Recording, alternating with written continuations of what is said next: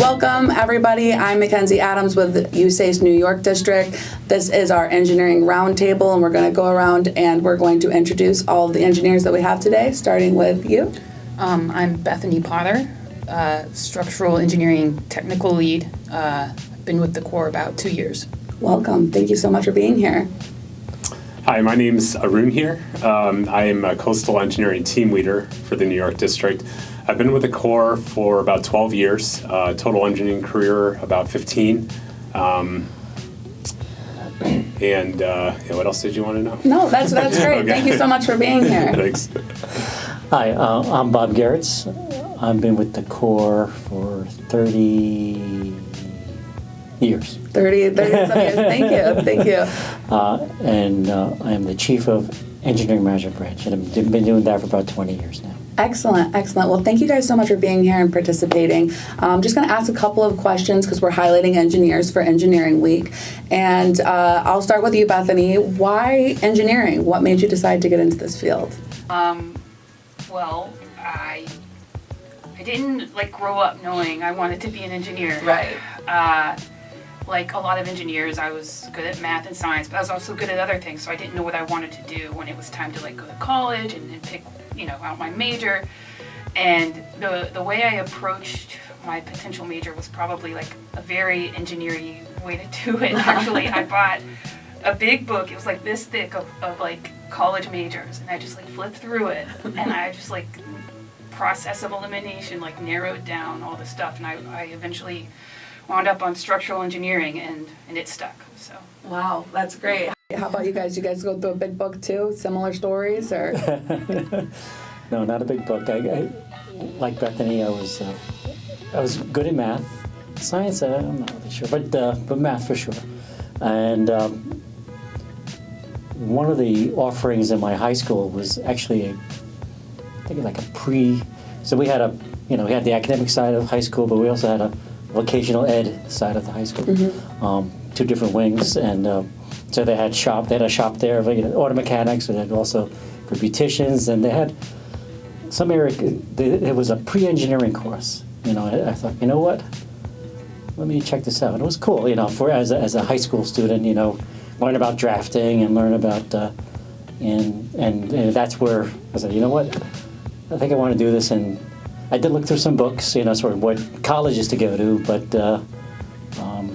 but nonetheless, that's how I got engineering. Got into engineering. Yeah. Excellent. Awesome. And you, Arun? Yeah, I also, wasn't, I didn't feel like I was born to be an engineer necessarily, right. But I was a little bit of an indirect path. I started my college career actually wanting to be a social worker, a psychology major. And, early in my career, I actually worked as a case assistant for child welfare in Chicago. Mm-hmm. And while I was going to school, pursuing my social work goal. And having a chance to work in that field, I started realizing, okay, maybe this isn't really the career that I want to pursue right now. But I did know that I wanted to help people. That was a primary objective of mine. Having grown up, as my dad was a civil engineer in India before he came to this country in the 70s, and he owned a construction company, most of the time growing up. And so I'd go work there in the summers, cleaning up the site, helping hang some drywall, things of that nature. So, when I was exploring a career transition, I was like, what else can help people besides social work? And I thought about civil engineering. I thought about how we need our infrastructure and how valuable that was to the public, and then started my engineering career from there. Awesome. So what I'm hearing is there's no one way to become an engineer. Everybody's got a different story, yet we're all in this field together, right? I think so, yeah. That's probably the gist of it, right? Yeah. Yeah, I think it's just like anything. As you grow and learn things about life, and, you start figuring out what your path is, and, that was my avenue for finding civil engineering. Awesome, very, very cool. So my dad, he's a mechanic for at the time. This goes back a little while for Pan American. As working on jet engines, and it was just that also I think influenced me as well. That technical mindset that my dad had, kind of, I guess it has kind of influenced me. There you go. Trying to find the words, but no, that's awesome. I think I hear that a lot from engineers, that people, they either knew somebody that was an engineer, or they got interested at an earlier age, or different things that kind of drove them to that. So that kind of brings me to my next question, and I'm going to start with Bethany over here again. What is your favorite part about being an engineer? I think my favorite part is like thinking of an idea or a design, and then eventually like it comes to life. Like it gets built, and then you see it. It's there and it's tangible. Right. So knowing that you're doing work that like actually like you can see something out of it. You're making something. I really enjoy like when I've designed buildings in the past, like walking down the street and seeing them. It's like, I worked on that. It's really cool. That is cool to tell people. Yeah. That's really, really cool to tell people. Are you guys of the same mindset too, where it's like you get to see your actual work take place, or from, concept to, can you maybe walk me through some of those steps? Like, how would you approach starting an engineering project of some kind? What's kind of that starting point? And anybody can take this, but either one of you. Okay. Yeah, well, so, like here at the core, it's a very clear process. We start with our feasibility phase, which, it is a study phase. So you look at there's a problem identified, there's a project or concept authorized by Congress, usually appropriated when it comes to our office. And, we start working from there. So it starts off with the high-level study phase, and then moves into more detailed design, and then, eventually construction is the gist of that. Personally, it is a creative process, where it's not a cut and dry field all the time. In particular in my field, which is like water resources, there's a lot of interpretation of data. You have to be creative about where you find data, and how you want to, I guess, frame that data within the context of your project. So. I think that's generally the starting point. It is like in the beginnings of any creative phase is just sort of trying to creatively think about solutions to the problem and seeing how best you can accomplish that. Right, very interesting. I think, do you have something you'd like to add? Sure. Yeah. One example I have is back in '99, I deployed to Kosovo in support of the mission there. And we started off with the wheat field, okay, and had to turn that wheat field into a base camp for 5,000 soldiers. So that, so I was the master planner, project manager for that, what's called Camp Bondsteel in Kosovo, and just that. So taking that idea and then turning it into, in the end, a camp for 5,000 soldiers for the U.S. forces there was so that's to me, that was like Bethany said, coming up, having the ideas. Okay, this is where they'll be housed. This is where the dining is. This is where, and taking all those concepts and bringing it into fruition, and the construction of those facilities. In the end, everyone lived and worked there. So that just having that whole process of planning and design and construction is what I think is awesome about engineering. Right. I can imagine that's very rewarding too, to see all of that, and that's great, because I think there's a lot of jobs that are purely conceptual, and you don't necessarily see those tangible efforts. But you're working on something. But I think that's something so unique to engineering. This is going to sound maybe a little. I'm a little uneducated. Can you guys tell me a little bit about the different types of engineers that there are working at USACE, and maybe a little bit about your type of engineering that you work on specifically? And we can start again with you, Bethany. I know I'm picking on you over here, but yeah. So there's a lot of different types of engineers. Like, engineering is such a diverse, broad field, and you can have two types of engineers that do completely different things. So I am a structural engineer. So basically anything that has like a physical form, I help it stand up. I design the structure for buildings that's beams and columns. when you have like a flood wall, it's the actual wall and like the reinforcing and things like that. But you have all kinds of different engineers. So the Army Corps does civil works and it does military construction. And those are also like very different things, right? So for civil works, it's a lot of like flood risk management and protecting our communities. But for military construction, that can be like, things we need on military bases, like the buildings and things of that nature. So structural engineering actually goes into both of those different types of projects. But some of like civil works might be heavier on like coastal engineers. And then military construction has like architects, so like we have a lot of different types of engineers. Yeah, it sounds like it's a lot of different things that you can do. I'll ask you guys kind of like the same question, though, but talk about little types of the engineering that you guys are doing as well and how that kind of fits into our overall mission. So, Bob, I'll let you, Sure, I'll let I'll you start. Yeah. So my background, actually, I'm a mechanical engineer by schooling. I'll do a shout out for my school, Cooper Union. Okay. Here in New York City. But so I got my mechanical engineering degree there. But so I'm no longer really so as a mechanical engineer, let me talk about that a little bit. Out of school, I worked for engineering firms, and my focus was HVAC design, heating, ventilation, air conditioning design. So that's I worked for a company that designed clean rooms. But now with the Corps, I'm more in a management position where we oversee the engineering and design process.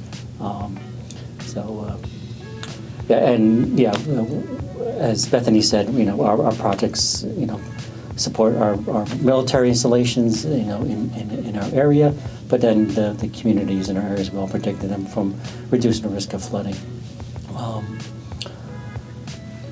I'll turn it over to Arun. Yeah, thank you. I appreciate that. That was a nice transition. No, that was good. I get to think about it, as he's talking. But no, it is, as Bethany said, it's a very broad field. But like in the Corps, we primarily have like civil engineers, I think, within civil works and military. But, and we also have mechanical and electrical engineers, which are sort of related fields, like in my coursework in college, I had my core coursework, I had to take mechanical classes, an electrical class, a thermodynamics class, but then I got into my specialty, which is water resources. So my degree was in civil engineering, and when I entered college, I was like, oh, maybe I'll be a transportation engineer or a structural engineer, and then I learned about water resources, which involves hydraulics and hydrology. So studying rainfall, like how much rainfall can occur, and then what happens to it when it hits the ground, when it goes in the rivers, and the application you see in engineering normally is helping solve flood risk management, in the riverine environment. That was my specialty early on. After I graduated and started working in the private sector, I worked for a transportation company and did drainage design for major highways. So, those inlets you see on the roadway, that's all designed and they're sized based on how much it could rain in some crazy time period, and I spent a lot of time doing that sort of thing, floodplain mapping for rivers, doing watershed planning. And then I moved on to the Corps, and I learned about coastal engineering. And I didn't even know that was a career path when I was in college. And so, I had the unique opportunity to actually learn that on the job. And then later I went back to school and got a coastal engineering certificate to kind of solidify my expertise in the field. And in that field, so I was dealing with like the rivers and rainfall, and then coastal engineering, you're dealing with the ocean, waves, storm surge, things like that. I spent a lot of my career working on the Great Lakes, which those are hydrologically driven lakes. So rainfall was a big factor, but nonetheless still coastal engineering coastal flooding issues. And, to solve those problems, generally what we do is we design things like walls, levees, seawalls, which require every discipline to participate. Within coastal engineering, generally what we're in charge of doing, or it tends to be the case, is like us deciding how high that wall needs to be, or the extent of it. And then, as you get deeper in your professional career, you step in other areas and you get a little bit smarter, and then maybe you know how to pass it along to the structural engineer with some details they can work with, and they can kind of get in there and put a little bit more design to it. Right. But yeah, in general, so coastal flood risk management is my primary specialty right now, but I did start in hydraulics and hydrology.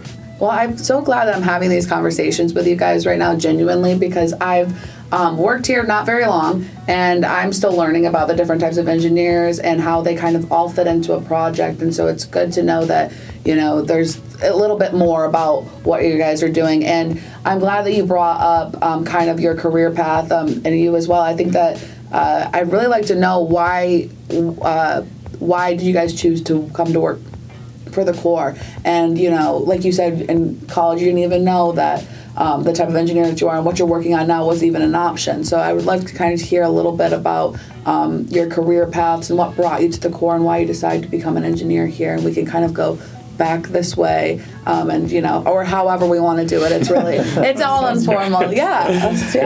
No, I'm happy to start. We'll give Bethany a break here. Yeah, it really. No, it's good. I think, it's interesting because I never.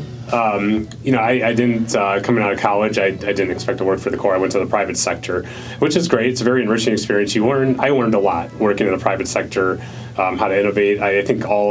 I think working for the private sector made me attractive, for the Corps. At that time, I had a lot of experience in watershed planning and drainage design and hydrologic analysis. Why I stayed at the Corps after I transitioned, because I wasn't sure if I wanted to make a career out of the Corps. It's just another a form of experience I want to get in my field. Usually as a civil engineer, you work for either a municipality, the state, or the federal government, or you work in consulting where you're serving like all those clients. But it usually comes back down to a governmental structure when it comes to initiating civil engineering projects. I stay with the Corps because it's the projects here are very large and complex, and we have offices all over the nation, and we're in charge of many different mission areas: ecosystem restoration, flood risk management, navigation. And the beauty of this place is you can kind of get into different areas that may be outside of your academic experience through your ambition, to do so. And I really like the opportunity here and the complexity of the projects. And then I also really enjoy being like a public servant, and knowing that what I'm doing is truly helping the public. It's having a wider impact. Yeah, definitely. And Bob, you've been here for what? You said 30 years, 30 plus years? You've been around 30 years for a here, while. But as far as my What's path, made you stay for so long? Well, Arun touched on something, so all those entities, private, state. So I started off working for a construction company, a couple of years there, 2-3 years there. Then I went to an engineering company, clean room engineering, and I worked so I've got that construction experience, and then I went to an engineering firm for design, and then I worked for the city here near New York, the New York City School Construction Authority, and that was involved with renovating or building new schools here in Manhattan, actually. And then, so every 2-3 years, when I got out of school, I was going from job to job, and then a buddy of mine told me about the work here, and you know what? My 3 years were up on my last job. So okay, now I'll try 3 years here at the Corps, and well, times 3 10. years now times 10. So I've been here for 30 years. But yeah, what I love about the Corps is certainly just the. We are, as everyone said, and Bethany, we're supporting our communities here. We're protecting them from reducing the risk of flooding, in the communities here in New York and New Jersey. So that's half of my job. The other half is again supporting the military installations within our area. But what's also unique and great about this is that just the diversity of work that we do here, okay? Especially on the military side, it could be from, designing and constructing a barracks, a dining facility, a new academic center at West Point, to runways up at Thule Air Base, okay? It's just so diverse, and the type of work that we do here at the Corps of Engineers, and then as the opportunities for the supporting our military overseas. As I said, I deployed to Kosovo. I spent 6 months there, attached to the 82nd Engineer Battalion. Right there with our forces there. It was just so the diverse work that we do, and supporting a military and supporting the community. Really, I've kept me here. You're never leaving. You never leave it. And Bethany, you've been here, you said 2 years, right? Mm-hmm. So tell me a little bit about that. You're kind of still new to the Corps. To the Corps. To the Corps. So tell me a little bit about, what made you decide to make that leap, and kind of, is it the diversity of the work? Is it the public service? Kind of what is that to you? Yeah, so I've been a structural engineer for about 10 years now. And up until about 2 years ago, when I joined the Corps, I was in the private sector, mostly designing buildings. Mm-hmm. And I did a lot of really cool stuff in the private sector, a lot of like fancy buildings. I learned a lot, I gained a lot of skills. But when the opportunity to come to the Corps came my way, I was sort of at a lull, I had gotten to a certain point and I wanted a new challenge. So when I was offered the position with the Corps, I said, yeah, I want to learn a lot. I want to do some different stuff. And as we've discussed, there's a lot of diverse work here at the Corps. We've talked about how we do civil works, flood risk management type projects protecting our communities. And we've talked about how we help our military, and we design stuff for our military installations. And I really enjoy getting to do even more than I used to be able to do. And I really believe in the cause. When you think about climate change and you think about a lot of the storms that come through our communities and just damage our communities, I really enjoy being able to help and do something to help out the community. To make that impact. To make an impact. So that's why I like working for the Corps. Yeah, amazing. That's amazing. I'm gonna stick with you because we're looking at each other. We're having a moment here. But I think I would love to hear what you maybe would tell a middle schooler in STEM or somebody in high school about how would you maybe encourage them to get into the engineering field, or how would you maybe explain your job to someone like that? To a middle schooler or someone younger, I would say, what do you like to do? Because engineers, we're all about problem solving. There's so many ways that you can be an engineer. There's so many ways you can help design stuff, but it all comes down to problem solving. So if you like looking at a puzzle, if you like coming up with solutions, then engineering is probably for you. Right. And would you guys agree with that? Yeah. That statement, the puzzles, the math, the things like that. Yeah. Solving problems. Is it a job that you would recommend to people? Is it something that you would encourage people to maybe apply to or to start doing? Definitely. Yeah, I think so. I think it's a very rewarding career. As Bethany, I think Bob both talked about, is just being able to see the merits of your design and people benefiting from them out in public, entire cities. It's an amazing thing, and I think also is I learned a lot about society working here. Our projects span the entire geographic area of or most of New York and New Jersey, and with that there's different communities, different types of people everywhere. There's different problems, and you learn about their individual issues. You learn how local governments interact with these communities, and how the federal government contributes to that. And it's a very interesting and rewarding career, in my opinion.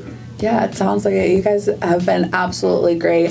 I think I'm just going to maybe go around one more time and ask if there's anything else you'd like to add that I maybe didn't touch on, but I think that we've done a really good job of illustrating the diversity of opportunities that exist here and kind of a little bit more. And I feel like I know a bit more about what you guys are doing on a daily basis. So I'll just start with you, everyone. Is there anything else you'd like to add? Or I don't think so. I think we did cover a lot, but overall, I just really feel like this is now the more I think about your question, it is a very rewarding career. And I think about, I just moved to New York about 3 years ago, which has been incredibly challenging with the COVID-19 environment. Right. But, I meet people here from different careers and there's a lot of finance people here.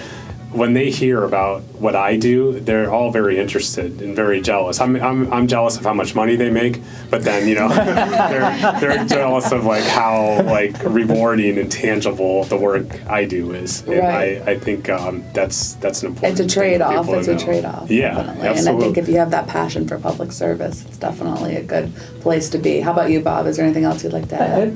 I get the one thing I do want to add is our other mission that we support as well is disaster response. Right. We have some folks I know right now down in Florida,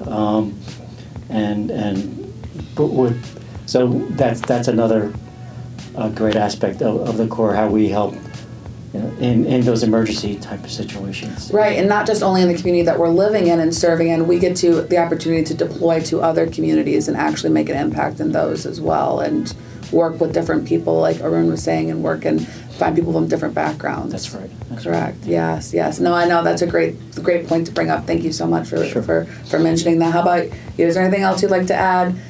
I can't think of anything. No, you guys have been so great. I hope that you guys enjoyed this, and I just want to say thank you so much for joining us and answering our questions and being a part of this project. I think that's all that we've got, and I appreciate everybody tuning in. This has been the Engineering Roundtable for Engineering Week 2023 from New York District. I'm Mackenzie Adams. Hope everybody has a great day.